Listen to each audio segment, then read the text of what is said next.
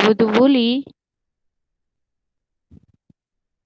એમાં તને ખબર પડી કે ન પડી? મને હા કે નામાં જવાબ આપ.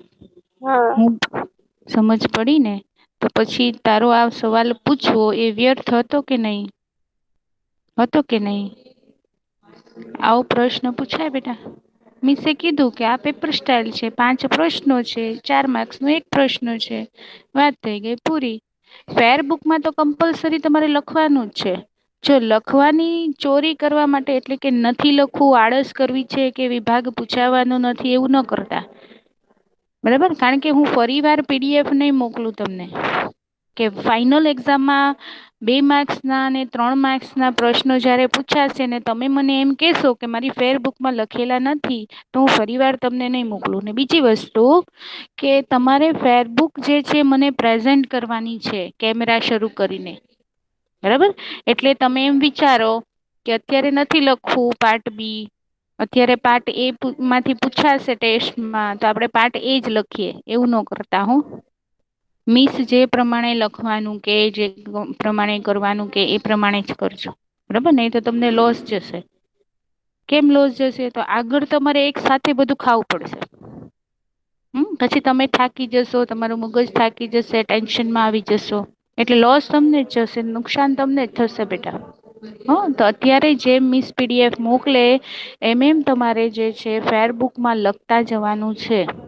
બરાબર, મેં કીધું એવી રીતે તમારે આ ટેસ્ટની તૈયારી કરવાની છે. FA3 ની મેં કીધું એ રીતે વિભાગ એ જે છે એ આખું કરી નાખવાનું છે. આખું એટલે આખું. બરાબર.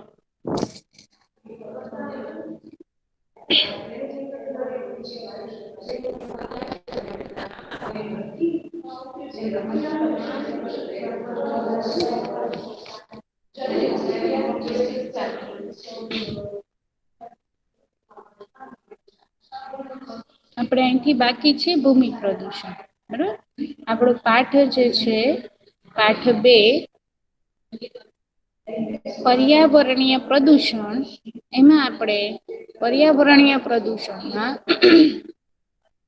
આપણે પાણીનું પ્રદુષણ જોયું.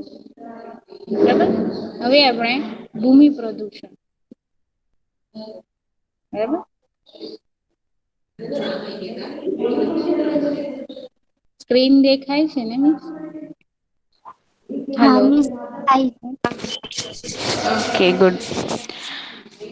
હવે શરૂઆતમાં છે ને બેટા જયારે થોડું નેટ નું પ્રોબ્લેમ રે, હા, અને થોડુંક અવાજ ઓલું કપાતું તમને લાગે પછી ઓલું થઈ જાય. બરાબર, કારણ કે સ્ક્રીન પ્રેઝન્ટ કરી હોય તો થોડીક પ્રેઝન્ટ થતા સ્ક્રીનને વાર લાગે, અવાજ શરૂઆતમાં તમને ધીમો સંભળાય પછી થઈ જાય. બરાબર, અને તમારા ઘરમાં પણ જ્યાં નેટ વધારે આવતું હોય, સરસ આવતું હોય એ જગ્યાએ તમારે બેસવાનું. બરાબર, આપણે જે છે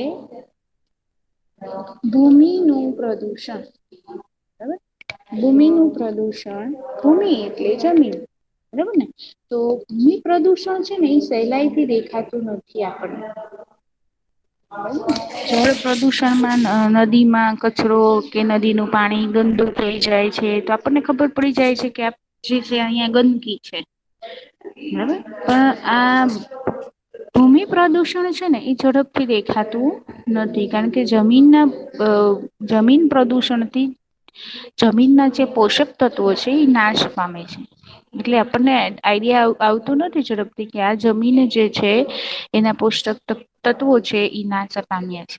બરાબર, તો એ ભૂમિ પ્રદૂષણ કેવી રીતે થાય છે એ આપણે અહિયાં ભણવાનું છે. તો ભૂમિ પ્રદૂષણ સહેલાઈથી નજરે પડે તેમ નથી, છતાં આજે વિકસતા વિશ્વમાં ભૂમિનું પ્રદુષણ ખૂબ જ મોટા પ્રમાણમાં વધવા પામ્યું છે. બરાબર, એ ભૂમિ પ્રદુષણ વધવા પામ્યું છે. જો તમે અહીંયા આગળ દેખાય છે કે જે ખુલ્લી જગ્યામાં જે છે ગંદુ પાણી જે છે છોડવામાં આવ્યું છે. બરાબર, તમે અહિયાં જોઈ શકો છો.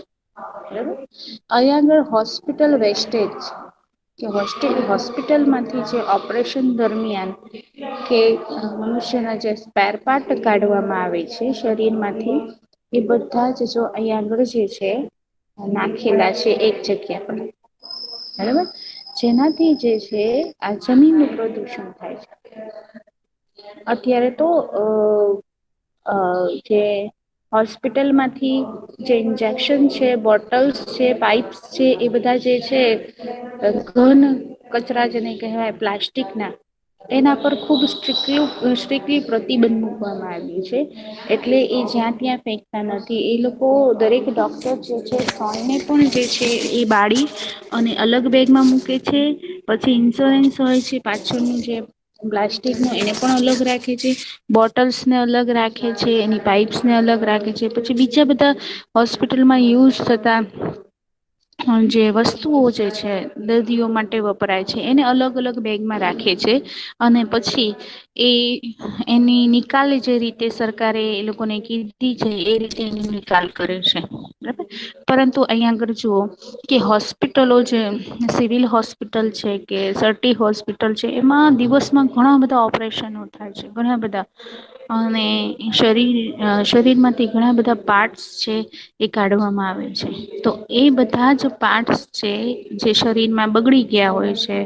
બરાબર. એને કાઢીને એ લોકો જે છે એને જંતુ રહિત કર્યા વગર જે છે અને એક જગ્યાએ ઠલવતા હોય છે, નાખતા હોય છે. પછી એ ગટર્સ હોય કે પછી ખાડો કરીને નાખતા હોય. બરોબર. એના લીધે શું થાય છે તો જમીનનું પ્રદુષણ થાય છે. એને હોસ્પિટલ વેસ્ટેજ કહેવામાં આવે છે. હવે ત્રીજા ચિત્રમાં તમે જોઈ શકો છો કે ખેડૂતો જે છે એ પોતાના ખેતરમાં જે છે જંતુનાશકોનો વધારે ઉપયોગ કરે છે. શા માટે? તો એના પાકમાં જીવાત ન પડે. બરાબર. જેથી જીવાત પડે તો શું થાય છે ભાઈ? તો એ પાક ને ખાઈ જાય છે, સડો કરે છે એમાં. બરાબર. તો એના માટે એ ખેતી ના ઉત્પાદનમાં એ લોકોનું ઉત્પાદન વધુ મેળવવા માટે શું કરે છે? સ્ટ્રોંગ જે બધું વધારે જે છે ઝેરી જે દવા હોય છે કીડાઓ માટેની ઈ દવાઓનો છંટકાવ કરે છે. અને એ વૃક્ષો પરથી જે છે પછી એમાં શું થાય છે એ દવાનો છંટકાવ પછી અમુક ટાઈમમાં એ લોકો જે છે પાણીનો છંટકાવ કરે છે. પછી એ પાંદડા પરથી સળગીને અને જમીન પર જાય છે. એટલે એ જંતુનાશકો જે હોય છે દવા એ જમીનને પ્રદુષણ કરે છે. ઘણી દવા એવી હોય છે કે વૃક્ષના મૂળિયામાં નાખવામાં આવે છે. કારણ કે અમુક જીવાત એવી હોય છે કે એના થડ અને મૂળિયાને જ ખાઈ જતી હોય છે. એટલે ઊભું પાક જે છે ઈ ખાઈ જતી હોય છે. એટલા માટે જે છે અમુક દવા મૂળિયામાં નાખવામાં આવે છે. એટલે એ જંતુનાશક એ રાસાયણિક દવાથી જમીન શું થાય છે? બગડે છે. જમીન પ્રદુષિત થાય છે. બરાબર. તો અહીંયા આગળ 3 ફોટા છે કે ગટરનું પાણી જે છે શહેરીકરણને લીધે શહેરોના વિકાસને લીધે, વસ્તી વધારાને લીધે જે ગટરોનું જે પાણી છે એ ક્યાં છોડવામાં આવ્યું છે? ખુલ્લી જગ્યામાં. બરાબર. જેથી શું થાય છે? તો જમીનનું પ્રદુષણ થાય છે. બરાબર. ઇન્ડસ્ટ્રીયલ એરિયા જે છે એ ઔદ્યોગિક વિકાસને કારણે ઠેર ઠેર ઉદ્યોગોનું સ્થાપના થઈ છે. ઉદ્યોગો વિકસ્યા છે અને એના માલિકો છે એને પોતાની જરૂરત કરતા વધારે જગ્યા ખરીદી દીધી છે. અને એ જગ્યા જે છે ખેતી લાયક જમીન ખેતી લાયક જે જમીન હતી એ વિસ્તારમાં ખરીદી છે. અને જરૂર કરતા વધારે ખરીદી છે કે ભવિષ્યમાં અમે પ્રોફિટ કમાવીશું. અમારો ધંધો અમારો જે ઉદ્યોગ જે છે વધુ વિકાસ કરશે તો અમે એને જે છે વધારે ફેલાવીશું. એટલે ભવિષ્યનું જે અનુમાન કરી અને કે ભવિષ્યમાં અમને વધારે જરૂર પડશે અમારો જે ઉદ્યોગ સરસ રીતે ચાલી જશે ને અમારે ડેવલોપ કરવો હશે અમારા બિઝનેસને તો અમારી પાસે જમીન હશે તો અમે આ જગ્યાએ આમ કરી શકો છો. એટલે ભવિષ્યની કલ્પના, ભવિષ્યના વિચાર કરીને એ લોકો વધુ જમીન ખરીદે છે. એટલે જે ખેતી લાયક જમીન જે છે એ ઇન્ડસ્ટ્રીયલ એરિયામાં રોકાઈ જાય છે. બરોબર. હવે આપણે અહીંયા જોઈએ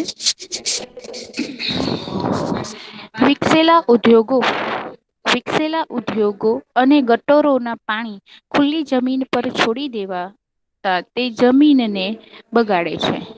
એવા ગંદા કેમિકલ્સ વાળા ગટરના પાણી ખુલ્લી જમીન પર છોડી દેવામાં આવે તો સ્વાભાવિક છે એ જમીનને બગાડે છે. ઉદ્યોગો કે કારખાના વાળા જરૂર હોય તેના કરતા વધુ જમીન પ્રાપ્ત કરે છે. જેથી તેમના કહેવા પ્રમાણે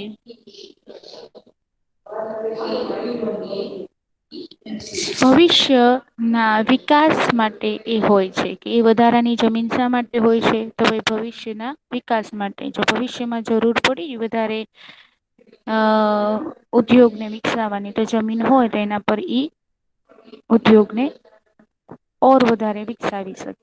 બરાબર ઉદ્યોગો નો વિકાસ સારી ખેતી લાયક જમીન ઉપર થાય છે. ઉદ્યોગ નો વિકાસ છે એ સારી ખેતી લાયક જમીન ઉપર થાય છે.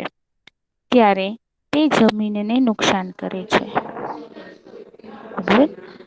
ત્યારે તે જમીનને શું કરે છે નુકસાન કરે છે. ઉદ્યોગો પોતાનો જે નકામો ઘન કચરો હોય છે એ જમીનમાં નાખે છે.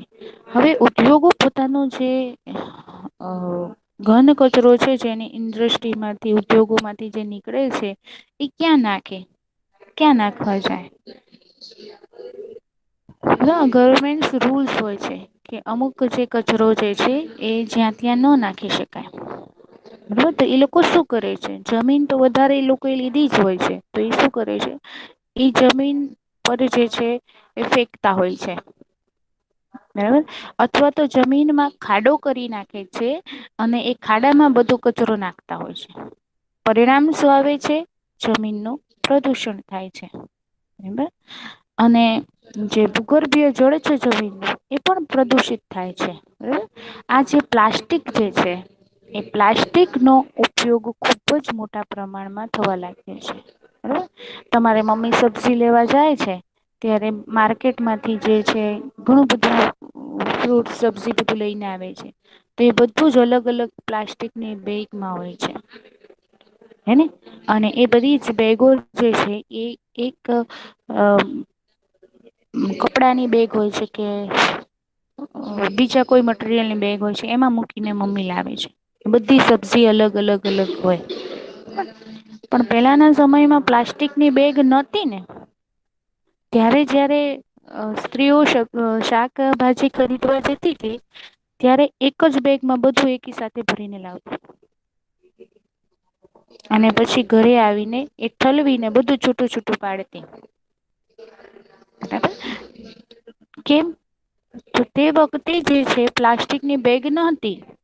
બધું એકી બેગમાં એકી થેલીમાં બધું જ સાથે આવતું પણ અત્યારે જોજો મમ્મી જે છે 5 જાતની શાકભાજી લાવે કે 4 જાતના ફળ લાવે તો જેટલી જાતની શાકભાજી હોય કે ફળ હોય એ બધા માટે અલગ અલગ પ્લાસ્ટિકની બેગ છે તો વિચારો આપણા ઘરમાં શાકભાજી આવતી હોય અઠવાડિયે કે 15 દિવસે એમાં મમ્મી જયારે બેગ ખાલી કરે એમાંથી 15 થી 20 પ્લાસ્ટિકની બેગ નીકળતી હોય તો એટલી તો કેટલી બધી સ્ત્રીઓ જે છે એ સબ્જી ખરીદવા જતી એટલે કે વિચારો ટૂંકમાં કહેવાનો મતલબ એમ છે કે એક દિવસમાં કેટલી પ્લાસ્ટિકની બેગ નો યુઝ થતો હોય છે.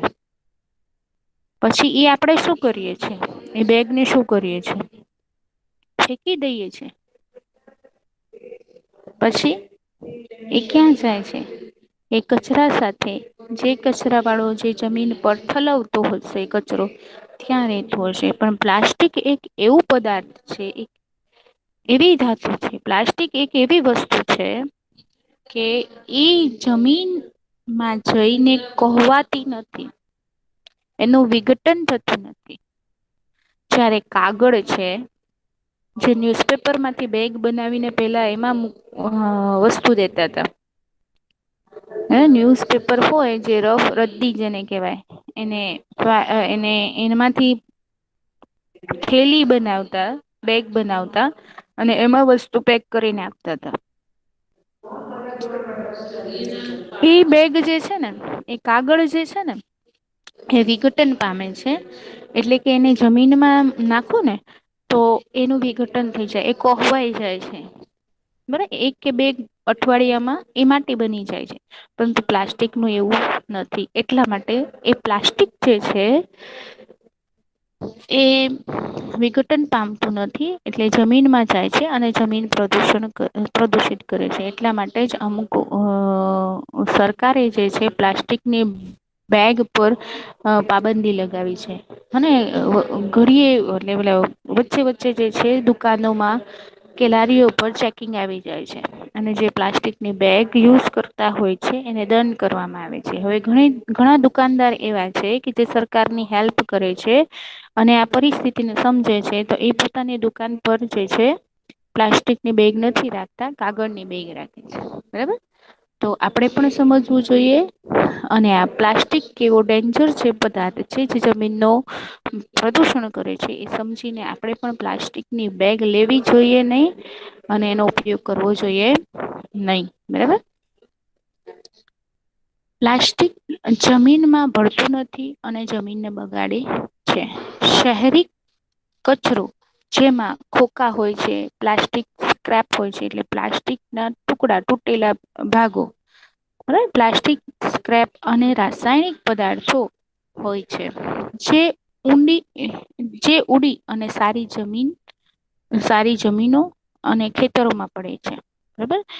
શહેરી જે કચરો છે જેમાં શું હોય છે ખોખા હોય છે.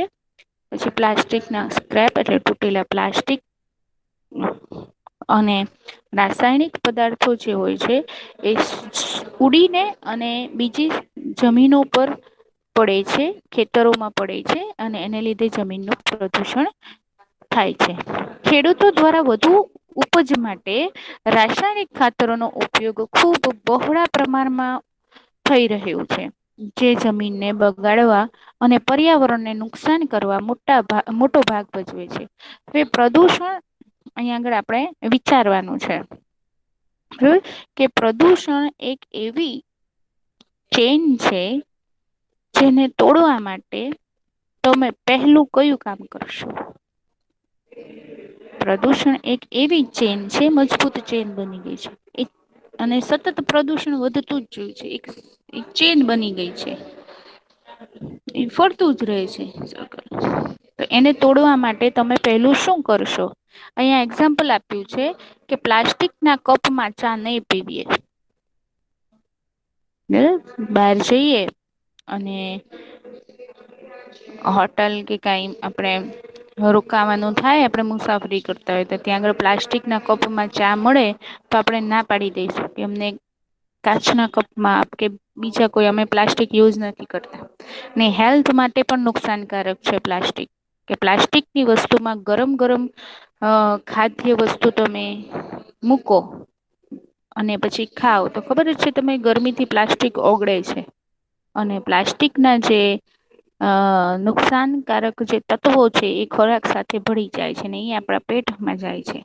જે આપણા સ્વાસ્થ્યને નુકસાન પહોંચાડે છે. એટલે એ દ્રષ્ટિએ પણ પ્લાસ્ટિકમાં આપણે ખોરાક ન લેવું જોઈએ. બરાબર.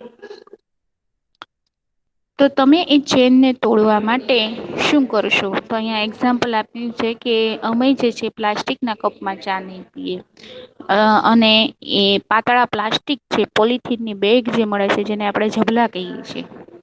એવી જે થેલીઓમાં ખાવાની વસ્તુઓ નહી લાવીએ બજારમાંથી. તમે ઓર શું કરી શકો કોઈને આઈડિયા છે? તમે આ પ્રદૂષણની ચેન તોડવા માટે શું કરી શકો?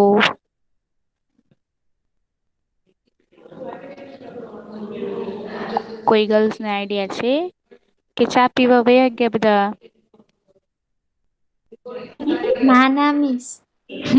તો તમે શું કરશો બેટા? શું કરશો? જો આપણા ઘરમાં પ્લાસ્ટિકની બેગ આવે ને તો એને કચરામાં નહી નાખીએ. એક બાજુ એ રાખી મૂકીશું બેગમાં ભરીને. પછી તમે ઓલા કચરો વીણવા આવે છે ને તો પ્લાસ્ટિકની બેગ બધા વીણતા હોય છે ખબર છે? એ વીણીને શું કરતા હશે કોઈને ખબર છે? પ્લાસ્ટિકની બેગ વીણતા હોય છે, થેલો હોય છે. જ્યાં ત્યાં પ્લાસ્ટિકની બેગ જુએ જબલા જુએ તો એ લઈને થેલામાં મૂકી દે છે. ખબર છે તમને શું બધા કરતા હશે? પ્લાસ્ટિકની કોથળી ઉદ્યોગોમાં જાય ને. હા તો એ શું કરે છે? એ બધા જ પ્લાસ્ટિક વીણી લે છે અને એને વેચી દે છે. બરાબર એ પ્રદુષણ જે છે ઘટાડવાનું જે છે એક આ ઉપાય છે પરંતુ જો જમીન પ્રદૂષણ આનાથી ઘટે છે પરંતુ જો એ પ્લાસ્ટિકને શું કરતા હશે? એ પ્લાસ્ટિકની બેગને ફરી ઓગાળીને બીજી પ્લાસ્ટિકની કોઈ વસ્તુ બનાવે છે. એક્ઝામ્પલ તરીકે દૂધની થેલી જે છે તમે વેચો છો ને દૂધની થેલી તમે ફેંકી દો છો તો એ દૂધની થેલી પણ જે છે વીણવા વાળા લઈ જાય છે. તે દૂધની થેલી છે ને એ અલગ એને રાખીને એને અલગ એનું વેચાણ થાય છે. કેમ? તો ભાઈ એમાંથી જે છે ને એ પ્લાસ્ટિકની બેગને ધોઈને એને પછી ઓગાળીને એમાંથી મણકા બનાવવામાં આવે છે મોતી. બરાબર એવી જ રીતે પ્લાસ્ટિકને ઓગાળીને જુદી જુદી વસ્તુઓ બનાવે તો પ્લાસ્ટિક નો જે વેસ્ટેજ છે તૂટેલો પ્લાસ્ટિક ભંગાર જે છે તમે વેચો છો એને પણ ઓગાળીને બીજી વસ્તુ બનાવવામાં આવે છે. પરંતુ જયારે એને ઓગાળવામાં આવે છે એનું રિસાયક્લિંગ કરવામાં આવે છે ત્યારે જે ધુમાડો થાય છે એ હવાનું પ્રદુષણ કરે છે. તો જમીન નું પ્રદુષણ ઘટાડવાનો પ્રયાસ કર્યો તો હવા પ્રદુષણ થઈ ગયું. તો આપણા પાસે એક જ ઓપ્શન છે કે બને ત્યાં સુધી આપણે પ્લાસ્ટિકની બેગ અને પ્લાસ્ટિકની જે વસ્તુ છે એનો ઓછો ઉપયોગ કરીએ.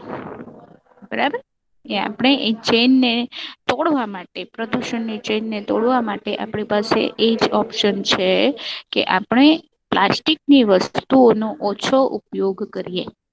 બરાબર આગળ જોઈએ કે આજે ઉદ્યોગોના અને ગટરોના પાણીનો ઉપયોગ ઉપજાઉ જમીનમાં થવાથી તેમાં પાકતા અનાજ શાકભાજી પ્રદૂષિત થયા છે.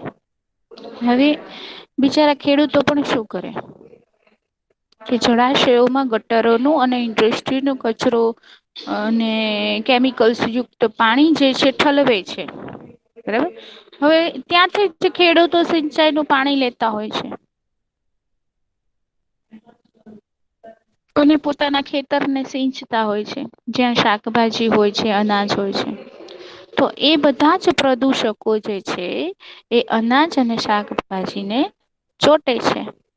બરાબર ને એને લીધે શું થાય છે અનાજ અને શાકભાજી જે છે ફળફરાદી છે એમાં શું થાય છે એ જંતુઓ ચોટી જાય છે સૂક્ષ્મ જીવો ચોટી જાય છે અને એ વસ્તુને પણ બગાડે છે. બરાબર તેમાં પાકતા અનાજ શાકભાજી પ્રદૂષિત હોય છે ગંદા હોય છે. જેના લીધે ક્ષય એક જાતનો રોગ છે. બરાબર જેને ફેફસા નો રોગો છે ક્ષય જેને ટીબી કહેવામાં આવે છે. જેને લીધે ક્ષય અને હાડકાના રોગો બરાબર હાડકા નબળા પડવા બરોબર હાડકા વળી જવા એવા ઘણા બધા રોગ છે. હાડકા નો કેન્સર છે. હાડકા નો ઘસારો છે એવા ઘણા બધા હાડકાને લગતા રોગો છે. હાડકા ના રોગો થાય છે. ઉપજાઉ જમીન ઓછી થતા અનાજની તંગી સર્જાવાથી શક્યતા ઉભી થઈ છે કે ખેતી લાયક જમીન છે એ જમીન પર જે છે ઇન્ડસ્ટ્રીઓ સ્થાપવામાં આવી છે. અને ભવિષ્યના અનુમાનો કરી અને જરૂર કરતા વધારે જમીનો ખરીદી લીધી છે ખેતી લાયક પરિણામ શું થયું છે અનાજની તંગી થવા લાગી છે. બરાબર અને ભવિષ્યમાં વધારે તંગી પડે એવી શક્યતા ઉભી થઈ છે. જમીનમાં તે જમીનમાં તે ઉમેરાતા પ્લાસ્ટિક અને કારખાનાઓ ના પાણી સૂક્ષ્મ જીવાણુઓનો નાશ કરે છે. ઉદ્યોગોનો ઘન કચરો પણ સૂક્ષ્મ જીવાણુઓને માટે ઘાતક બની રહે છે જે સૂક્ષ્મ જીવાણુઓ છે ને જે ખેતીને ઉપયોગી છે. જે ખેતીના વિકાસ માટે ઉપયોગી છે બરાબર ને કે એવા જંતુઓ છે કે વૃક્ષોના મૂળમાં રહે છે. અને એ વૃક્ષોને નાઈટ્રોજન વાયુ પૂરો પાડે છે. કારણ કે નાઈટ્રોજન છે એ વૃક્ષોને જરૂર છે પણ ડાયરેક્ટલી વાતાવરણ માંથી વૃક્ષો નાઈટ્રોજન વાયુ લઈ શકતા નથી એ તમે સાયન્સમાં ભણી ગયા છો. તો મૂળિયામાં જે રહેલા જે બેક્ટેરિયા છે જે જીવાણુઓ છે. બરાબર એ નાઇટ્રોજન વાયુ છે એના દ્વારા જે છે વૃક્ષો એ નાઈટ્રોજન છે એ મૂળિયાથી શોષે છે. બરાબર તો એ જે વૃક્ષોને જે ઉપયોગી એવા સૂક્ષ્મ જીવો જે છે એ જમીન પ્રદૂષણના લીધે નાશ પામ્યા છે. જેથી એ જમીનમાં જે છે વૃક્ષોનું ગ્રો થતું નથી. બરાબર એ વિકસતા નથી કારણ કે સૂક્ષ્મ જીવાણુઓ એ જમીનમાં નથી નાશ પામ્યા છે એ ઝેરી કચરાને લીધે. પરિણામે એ જમીન કેવી બની ગઈ? ખરાબ, પ્રદૂષિત. આ જીવાણુઓ જમીનને ઉપજાઉ બનાવે છે પરંતુ તેના નાશથી જમીન બિન ઉપજાઉ બની જાય છે. આપણે ભૂમિ પ્રદૂષણને અટકાવી શકીએ તેમ છીએ. આપણે ભૂમિ પ્રદૂષણને અટકાવી શકીએ એમ છીએ. તો આપણે ભૂમિ પ્રદૂષણ અટકાવવા શું કરવું જોઈએ? તો અહીં આગળ આ ઉપાયો આપ્યા છે આપણે. પ્લાસ્ટિક અને કેમિકલનો ઉપયોગ જરૂર પૂરતો જ કરવો જોઈએ. ઉપજાઉ જમીનમાં ઉદ્યોગો સ્થાપવા ન જોઈએ. પર્યાવરણનું જતન કરવું જોઈએ, વૃક્ષો વાવવા જોઈએ. બરાબર, રાસાયણિક ખાતરને બદલે જૈવિક ખાતરો, દેશી ખાતરો વાપરવા જોઈએ. જંતુનાશક દવાઓ ઓછા પ્રમાણમાં ઉપયોગ કરવો જોઈએ. જંતુનાશક દવાઓનો ઉપયોગ ઓછા પ્રમાણમાં કરવો જોઈએ. નકામા પ્લાસ્ટિક અને ઘન કચરાને બાળી કે રિસાયકલ કરી તેનો નાશ કરવો કે ફરી વાર ઉપયોગ કરવો જોઈએ. પરંપરાગત સ્ત્રોતોનો ઉપયોગ કરવો જોઈએ. જેમ કે પેલાના સમયના લોકો જે હતા એ પોતાના ખેતરમાં લીલો પડવાશ નવી ટેકનોલોજીનો ઉપયોગ કરવો જોઈએ. બરોબર. જે પાણી પણ બચાવે છે અને પ્રદૂષણ પણ રોકે છે. જેમ કે મિસ ટપક હા બેટા ઉપજાવ એટલે શું થાય? ફળદ્રુપ જમીન જ્યાં સારી રીતે જે છે અ ખેતી કરી શકાય એવી ઉપજાઓ ખેતરની જમીન હોય ને એ ઉપજાઉ જમીન છે. કે એમાં બધા જ પ્રકારના અ વૃક્ષોને વિકાસ માટે ઉપયોગી જે છે પોષક તત્વો હોય છે એ જમીનમાં. બરાબર એને ઉપજાઉ જમીન કેવાય. લીલો પડવાશ એટલે? એક જાતનું ખાતર આવે બેટા. ભેજ વાળું હોય એ પાણીનું વધારે ગ્રહણ કરી શકે ભીનો હોય. બરાબર એ નાખવાથી જે છે જમીનમાં પાણી ની એટલી બધી જરૂર હોતી નથી. જો વધારે સિંચાઈ પણ કરવામાં આવે ને તો જમીનનું ધોવાણ થતા જમીન જે છે ને એના ઉપરના જે સેન્દ્રિય પદાર્થો છે ને એ ધોવાઈ જાય. તો એટલે લીલો પરવાસ નાખવામાં આવે તો જમીનની ફળદ્રુપતા પણ વધે. બરાબર પછી ટપક સિંચાઈ નો ઉપયોગ કરવામાં આવે બરોબર તો પાણી ની બચત બી થાય. અને જમીનનું ધોવાણ પણ અટકે કારણ કે વધારે પડતી સિંચાઈને લીધે પણ જમીન ની ફળદ્રુપતા ઘટે છે. બરાબર જે પાણી પણ બચાવે છે અને પ્રદૂષણ પણ રોકે જેમ કે ટપક સિંચાઈ પદ્ધતિ. બરાબર ટપક સિંચાઈ પદ્ધતિ માટલા પદ્ધતિ બરાબર માટલા ને જે છે આ માટલા પદ્ધતિ છે ને એ વાડીઓમાં યુઝ થાય. કે એક વૃક્ષ હોય કોઈ પણ ફળ નું એના થડ ની આગળ મૂળિયા હોય ત્યાં ખાડો ખોડીને માટલો જે હોય ને માટલું એમાં કાણા પાડી અને જમીનમાં ગાડી દેવામાં આવે માટલો એનું મોઢું ઉપર હોય. અને એમાં પાણી ભરવામાં આવે તો ધીમે ધીમે ધીમે એ માટલામાંથી પાણી જે છે મૂળિયા સુધી જાય. બરાબર એવી જ રીતે ટપક સિંચાઈ પદ્ધતિમાં પાઈપમાં એવી રીતે કાણા પાડવા દૂર દૂર કાણા પાડવામાં આવે છે પછી એક નળ દ્વારા એક નળ દ્વારા જે છે જેવી રીતે પાઈપો જે ગોઠવી હોય ત્યાં આગળ જે છે પાણી જાય છે એને ટપક સિંચાઈ પદ્ધતિ કહેવામાં આવે છે. એક્ઝામ્પલ તરીકે જો આવી રીતે હોય છે જો આ ખેતર હોય આ ખેતર છે બરાબર અહીંયા આગળ સપોઝ નળ હોય અહીંયા આગળ નળ હોય તો અહીંયા આગળથી એ લોકો એવી રીતે પાઈપ ગોઠવે અને પછી આખું અહીંયા આગળ બધી પાઇપો જ્યાં છે એ લોકો એ પાક વાવ્યું હોય ને ત્યાં આગળ પાઈપ કરી દે અને એ પાઈપને બાજુ એ જે છે એ અહીંયા આગળ જે છે હોલ્સ કરી દે કાણા કરી દે આજુબાજુ પાઇપ બરાબર પછી અહીંયા આગળથી એક પાઈપ એવી હોય છે અહીંયા આગળથી કે અહીંયા આગળથી નળ શરૂ કરવામાં આવે ને તો અહીંથી અહીંયા આગળ બધી પાણી જાય અને એના દ્વારા અહીંયા આગળથી બધી પાઇપોમાં જે છે પાણી આવે અને બધી પાઇપોમાં છિદ્રો હોય, ઝીણા ઝીણા કાણા હોય, ફુવારાની જેમ. એટલે આખા ખેતરમાં જે છે પાણી મળી રહે. એટલે પાણી ઓછું બી વપરાય અને જેમ તમે ઓછું નળ કરી શકો તો ધીમે ધીમે ધીમે એનાથી શું થાય છે? જમીનનું ધોવાણ અટકે છે અને આખા ખેતરને જે છે પાણી મળી રહે છે. હવે બીજું જે છે ધ્વનિ પ્રદૂષણ. બરાબર, ધ્વનિ પ્રદૂષણ એટલે અવાજનું પ્રદુષણ. બરાબર, અહીંયા આગળ તમને આપ્યું છે જો આપણે આ નેક્સ્ટ લેક્ચરમાં જ આવતા લેક્ચરમાં જ લેવો પડશે. બરાબર, અવાજનું પ્રદુષણ. ધ્વનિ એટલે અવાજ, અવાજનું પ્રદૂષણ. નોઈસ પોલ્યુશન જેને કહેવામાં આવે છે. બરાબર, અહીંયા આગળ આપ્યું છે સ્પીકર છે, અહીંયા આગળ છે માઈક છે. બરાબર, એને લીધે શું થાય છે? મગજ પર અસર થાય છે.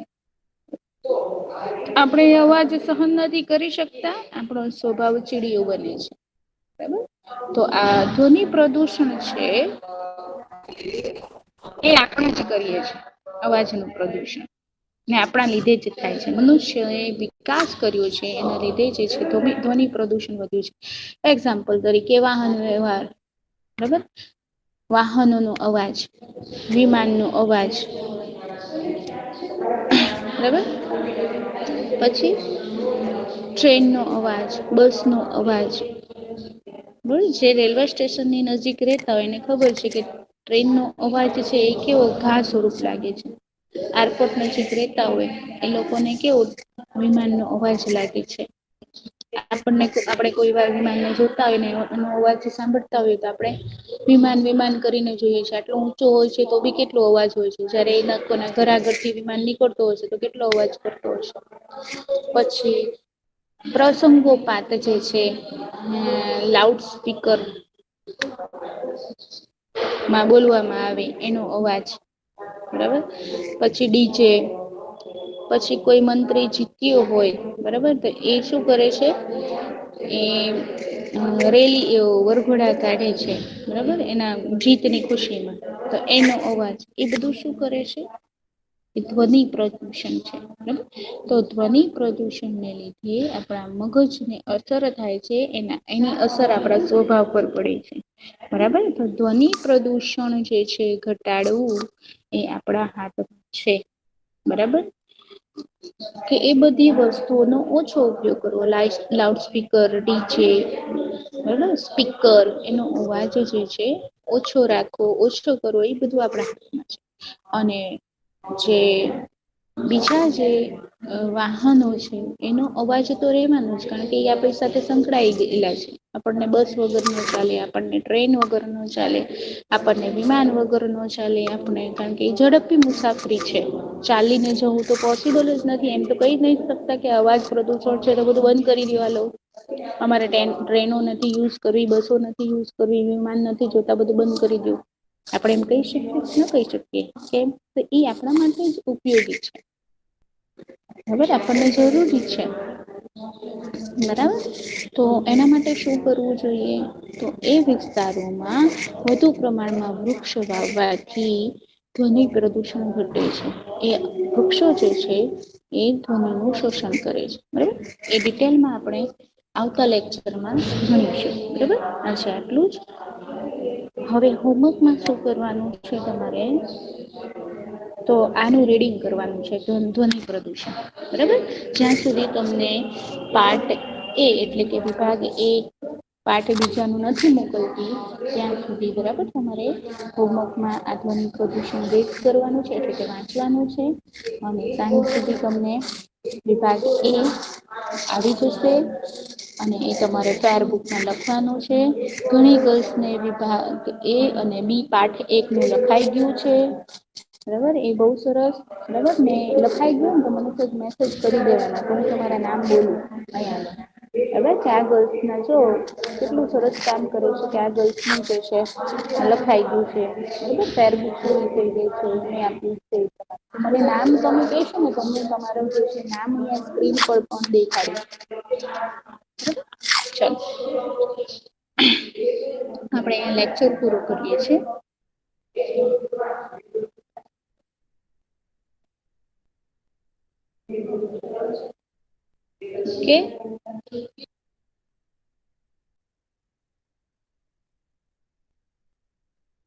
By miss.